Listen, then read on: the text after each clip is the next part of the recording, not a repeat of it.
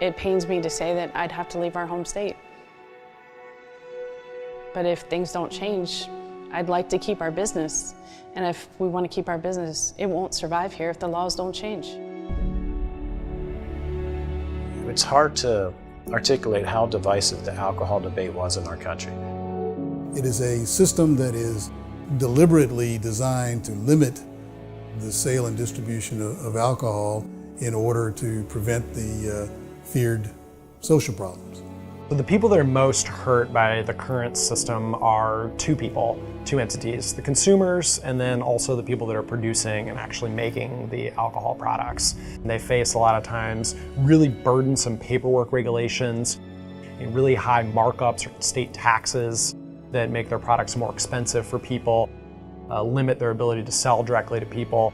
Most every law or regulation that looks archaic, that if they do what, is there because somebody wants it there for their economic interest. Can't underscore how much laws have changed. The laws on alcohol today are totally different than they were 40 years ago. And I predict 40 years from now, they're going to be different than they are today.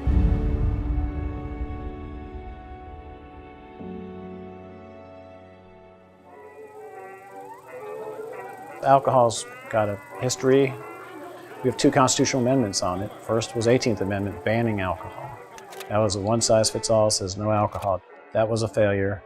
And as a result, after several years of lots of controversy, they passed the 21st Amendment. An important part to remember about the 21st Amendment is Section 2. Section 2 grants the right to the states to regulate alcohol. And as a result, we have 50 different state markets for alcohol, not a national market for alcohol. And as a result, you're going to have different laws in each state. But that's by constitutional design. It's the only product in the Constitution that has its own constitutional amendment, governing regulation of it.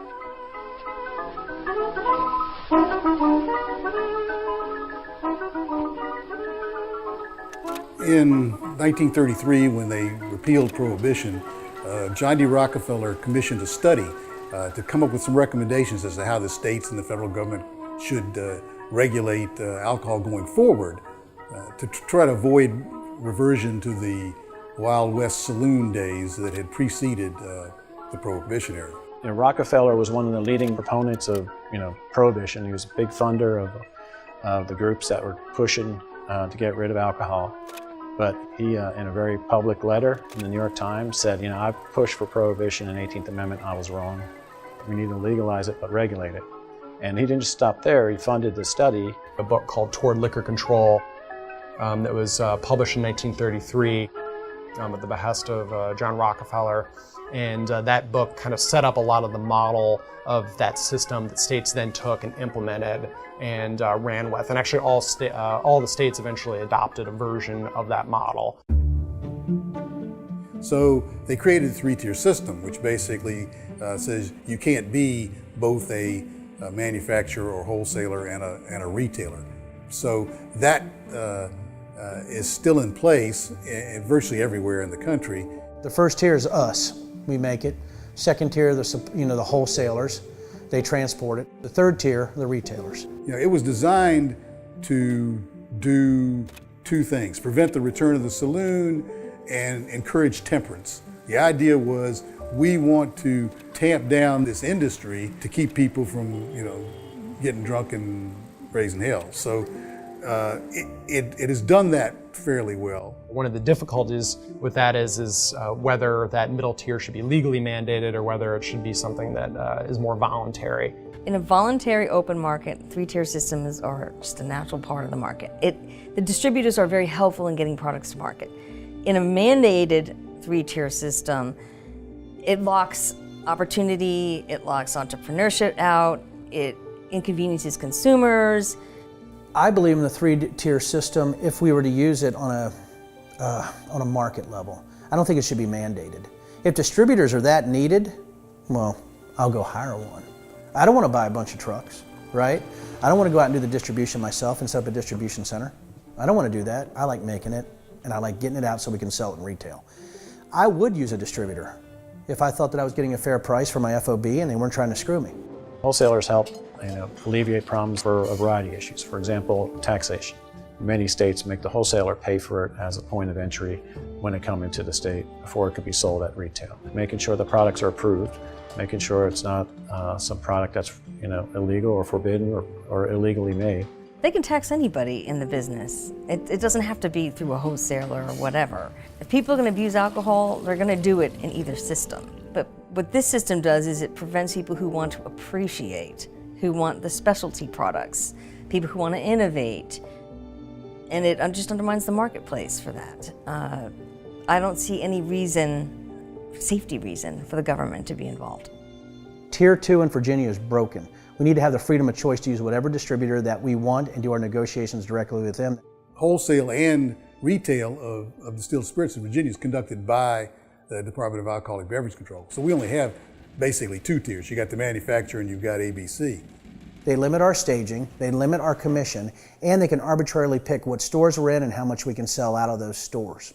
So it's not the 3-tier system that's the problem for us. The problem for us is the fact that due to the control system, our guys are unable to make sales directly themselves to retail.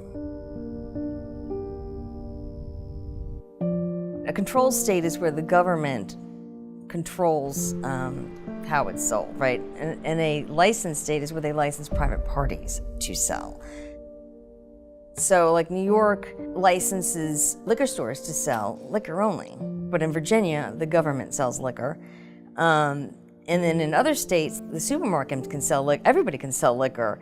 As to the issues of the control states, they provide a lot of revenue for the state and they provide a lot of access. I think there's a lot of folks that you could talk to that are small producers that love the control states, and the larger producers may not like the control states because they lose shelf space to these unproven small guys versus the larger guys. The segment of the industry that has the most negative impact from the design of the system is the distillery industry. The distillers are still suffering from the 1933 idea that we should make it harder to get distilled spirits and easier to get beer and wine. So their taxes are higher. They have fewer privileges. The number of outlets for their products are smaller than beer and wine. So everything is stacked against them. We knew how much we were going to have to pay when we distribute it to the headquarters, but we were not aware of the cut that they take out of the distillery tasting room. Wineries, breweries, cideries, they don't have to pay anything. We have to pay 54% of every bottle. And so that is very costly and it's very burdensome to us. There's not really a rational reason for things to be treated differently. The presumption is that spirits are more dangerous, but you can abuse any type of alcohol. And if somebody's gonna abuse it, they're gonna abuse it, right?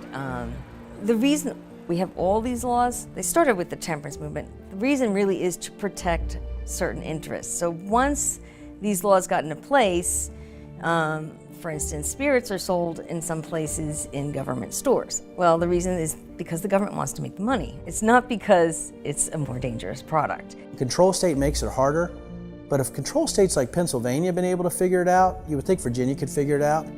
So within Pennsylvania, we're allowed to have 5 remote tasting rooms, and so we don't have to have full production facilities with those remote tasting rooms. We can just have a tasting room to provide experience for customers. We can sell bottles, do cocktails, and educate them about our products and spread the word on Silverback. They also were allowed to sell bottles at festivals. We're allowed to give tastings at festivals. We're allowed to sell at farmers market. Yes, we need some laws, but yes, let's make it profitable for the distilleries to come here. You know, agritourism is very big right now. People want to go on road trips and try the local beer, try the local, distilled spirit. And a lot of states have really severe limits on that. You might only be able to try 3 ounces of a spirit while you're there. You might only be able to buy 1 bottle of booze while you're there. You can't buy any more than that.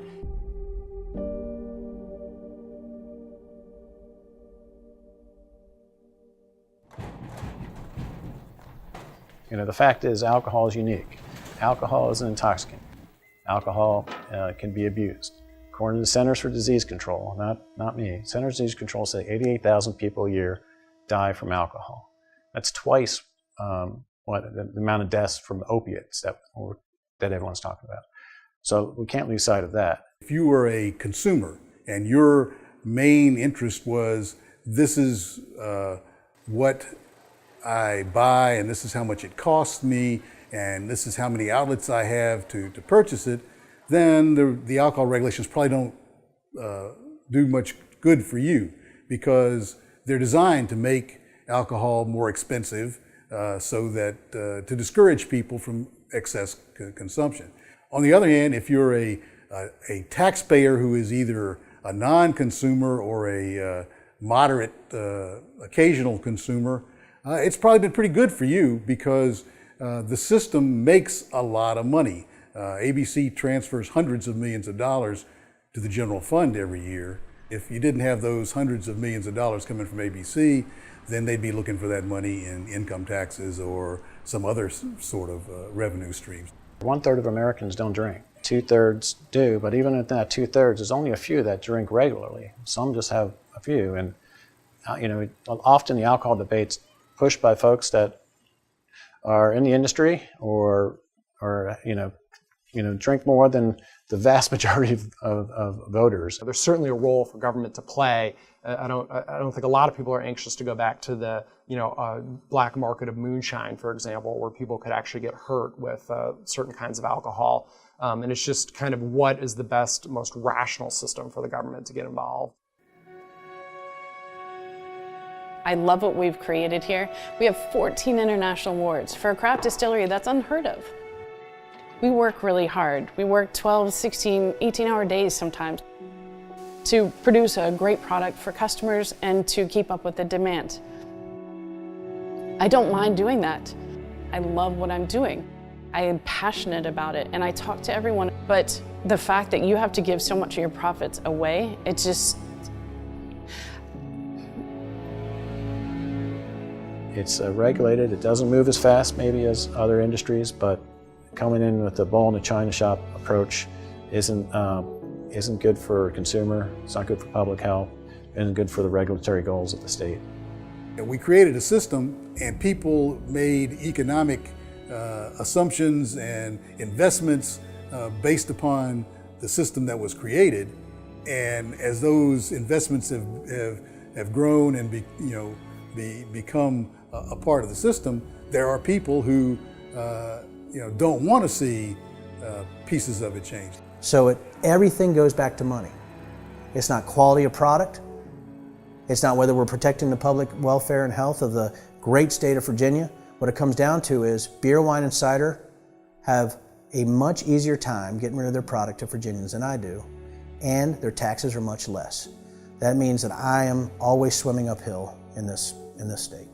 And limiting people's ability to be able to directly sell products to consumers is a huge handicap on those businesses. That's how these craft distilleries actually market their products. They don't buy TV spots. They're not in the Super Bowl like Budweiser is. They're actually trying to get people to come and actually taste their products and want to buy more of their product.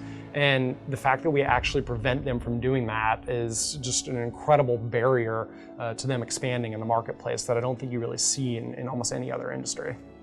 A lot of critics say that somehow the system keeps out new entrants to marketplace, and the facts just don't support that at all. The number of permits for distilleries, wineries, and breweries continues to skyrocket up.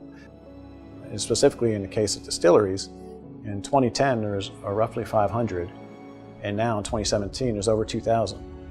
It's a fourfold increase in just 7 years. There are new breweries and distilleries opening up every day, and bringing a lot of excitement to the category. There's a lot more exciting things happening, and I think that's just really the American spirit. It's not any thanks to the regulations. Climate's incredible. Our water that we have here off of our property, the grains that Virginia farmers provide for us, the fact I think we got the best distiller in the world, right, with my wife and with my daughter. That's fantastic. I think, however, the business climate in Virginia is abysmal. Especially for distilleries, the regulatory burden is pretty onerous.